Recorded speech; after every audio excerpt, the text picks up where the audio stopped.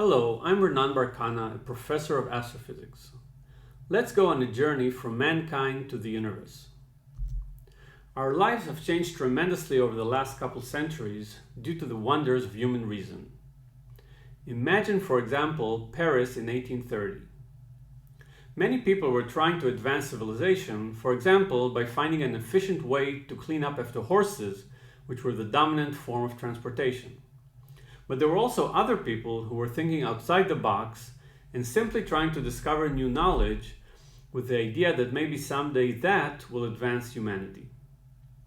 A good example is the physicist Michael Faraday, who played in a lab with magnets and electric wires. He discovered a new phenomenon. When you move a magnet near a metal wire, an electrical current appears in the wire. Faraday published this result, but few noticed this strange discovery. Today, this phenomenon, now called Faraday's law, is the basis for generating the electricity that turned Paris into the City of Lights. Today also, people are developing new technologies, such as quantum computing or self-driving cars. And other people are thinking outside the box, searching for new knowledge. A good example is the greatest mystery in physics, which I and many others study, and that is dark matter. Understanding dark matter could change the world. Let's first get a better perspective by looking at the world from the point of view of science. We can examine nature on various scales, and each is an entire world with its own particular characteristics. They are all united by the laws of nature. I, for example, study the entire universe, filled as it is with galaxies packed with stars. In order to understand the great distances in space, we express them in terms of the distance that light travels in a given time. For example, our sun is at a distance of 8 light minutes. This means that at any moment, we see the sun as it was 8 minutes earlier. Astronomers look out to distances of billions of light years. Even the most nearby galaxies are millions of light years away. And our Milky Way galaxy is 100,000 light years wide. Our galaxy contains billions of solar systems like our own, with a central star surrounded by planets and moons. In our solar system, the planets Jupiter and Saturn are 1 light hour away. And from the moon, light reaches us in just 1 second. Looking at the Earth, we arrive at the scales of our daily lives. Actually, much is hiding at even smaller scales.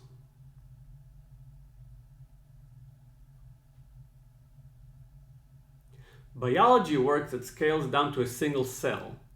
It is understood using chemistry, which studies complex molecules such as DNA. Finally, we arrive at atoms and the physics of individual particles, whose interactions explain all that we have seen, including ourselves and the galaxies. Indeed, we are deeply connected to the stars. For thousands of years, people have wondered about the stars. Then, physicists discovered that from the light they emit, we can figure out what the stars are made of. It turns out that each of these points of light in the night sky is similar to the sun. That is, it's a huge fireball made of the same well-known chemical elements, mostly hydrogen. However, it turns out that most of the matter in the universe is not of the type that we know. It is dark matter, whose existence is revealed to us based on circular motion. Think of a carousel which turns faster if we push it with greater force.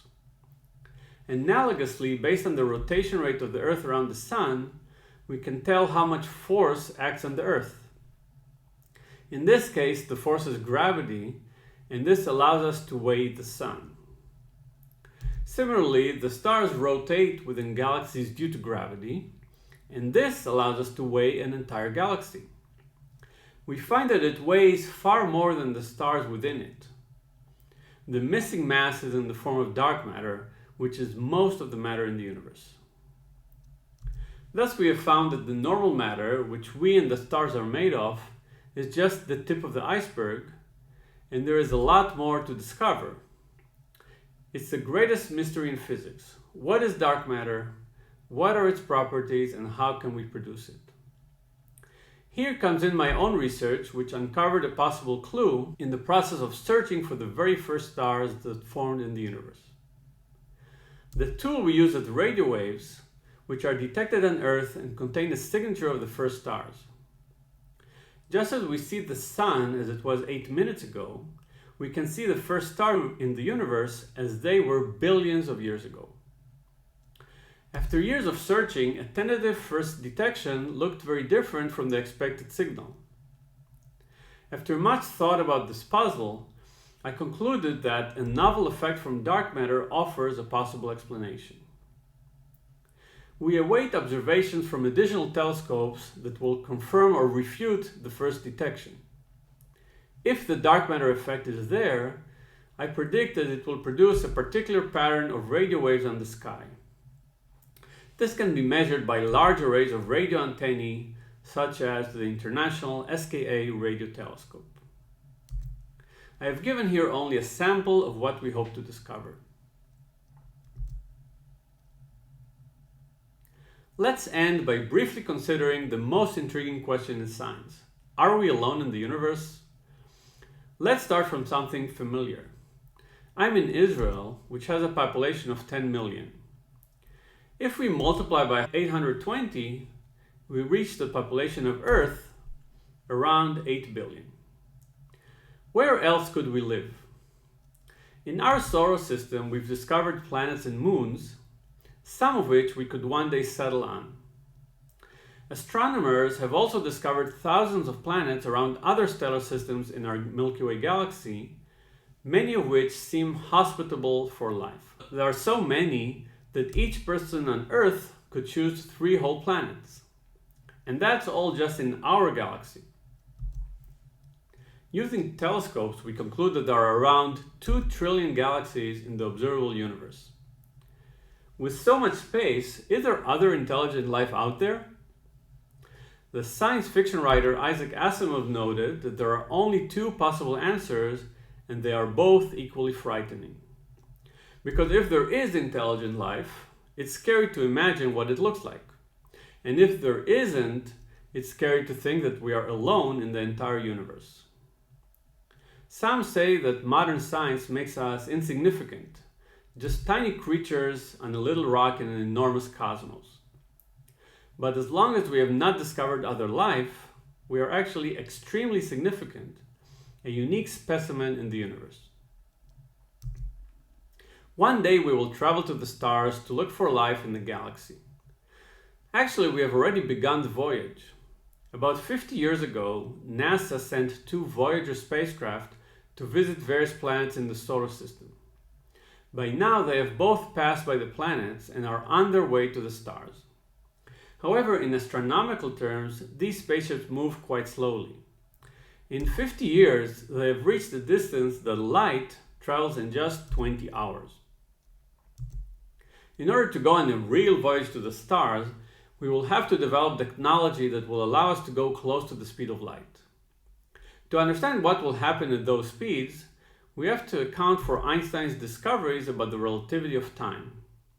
So imagine we are now entering a spacecraft, putting on our seatbelts, and traveling to the center of our galaxy. The journey will take us 3 years.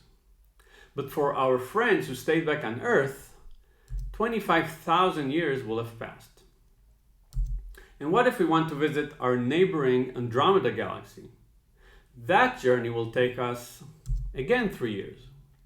The reason is that it takes 1.5 years to accelerate close to the speed of light. We can't accelerate so fast that we'll get crushed. Now, according to Einstein, once we've reached that velocity, we can travel through the universe in almost no time. At the end of the journey, it will take another 1.5 years to slow down and stop at the destination. And what about the people left back on Earth? For them, 2.5 million years will have passed by.